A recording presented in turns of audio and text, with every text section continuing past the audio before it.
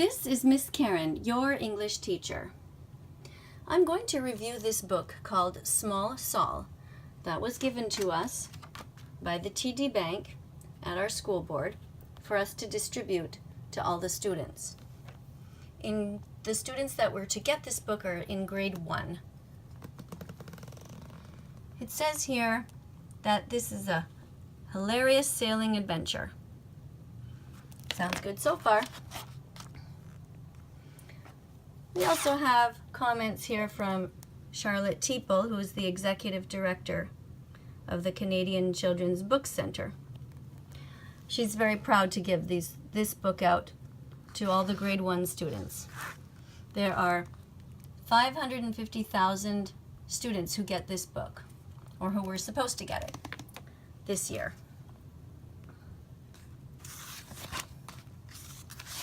Presently it is March 23rd, and yesterday we were given our copies at our school board to give out to the students, and I had a few problems with this. At first it seems cute, little guy on the ship. He really wants to be a pirate. It's his dream.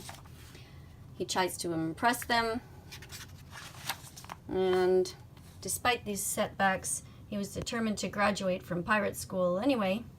Finally, after months of hard work, he earned his diploma. And he had a chance to travel on the seas. Even though Saul was small, it looked like no one had room for him, though.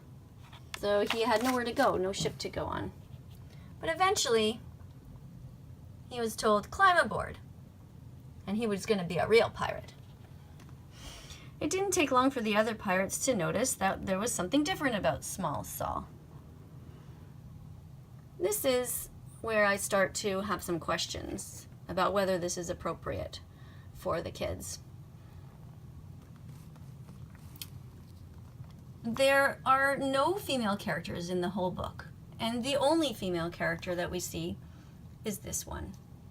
White, thin, placed there like some sort of object, and with the hands of several men groping her to steal from her. This guy is taking her tiara. This one is, I'm not sure what he's doing. I guess he's coming now to get her money. And this one has his hand, I don't know if it's on her breast, but it's pretty close, and he's ripping off her necklace. And she does not look very happy to me. So far, I'm not seeing this as being a hilarious book. Now, Saul, of course, is a nice guy, but nevertheless, I notice here there's no footstep on her, and here there is one. So how does this footstep end up on this lady?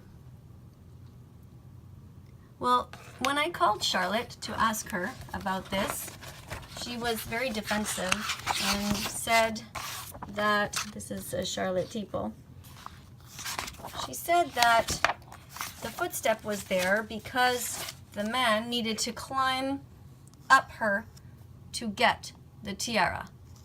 So when I pointed out to her that he looks like he's pretty tall and doesn't look like he's climbing up her, I would say more that this footstep, the only way it could get there is if she was pushed down and she was stepped on.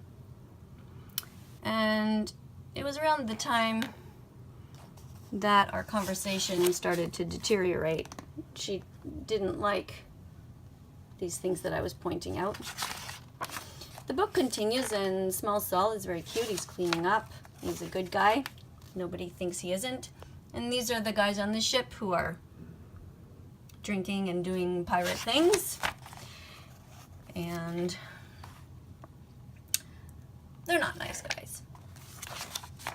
At some point, the captain decides to just push Saul overboard, and he falls into the water. Now, Charlotte says that he landed on a, or he was put on this piece of wood, and I don't see him there. And in fact, it says here, the rusty squid sailed away and left small Saul behind. So he was, actually, I don't see him anywhere. But he does manage to surface and get himself on the piece of wood after. Everyone starts to miss him because the place is messy, and they realize he was a good guy and they want him back. So now they need him. So they decide to go back. And they go and get him. And there he is, all alone on the piece of wood. And Saul is a nice guy, so he forgave them. It says here somewhere, when the pirates apologized, Saul forgave them. So he went back onto the boat to be with the people who attempted to kill him.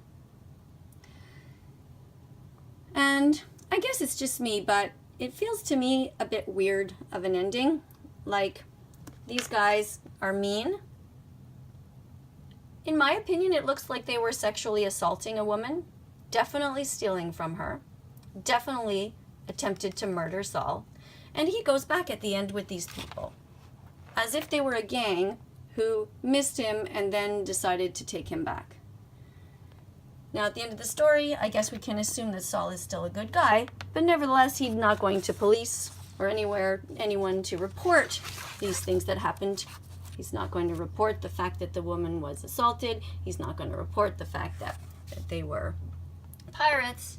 And presumably, he's going to be seeing a lot more of this type of behavior. These are my objections to the book.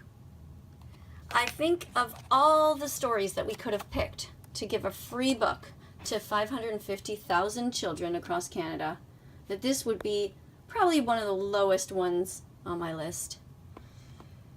There's a test called the Bechdel test. I'm not sure if I'm pronouncing it right, but it's a way to see if a book is appropriate from a feminist perspective. Do they have two female characters who talk to one another, who have names, and who talk to one another about something besides a man? And this does not pass that test. All the characters are men. The only woman is the damsel in distress, who is not treated very well. I give this book a 0 on 10. I would not show it to any students. I think of all the thousands, if not millions of books that we have that we could show our grade 1 students, this would be one of the last on my list. I just want to add something that I forgot to mention before, which is that when I asked Charlotte Teeple about how this book was chosen, she told me that the committee can be from 3 people to 10 people, and she didn't remember whether this committee had 3 people on it or 10, and they are teachers or teacher librarians. So these were supposedly people with experience who chose this book, and the project is overseen by Charlotte.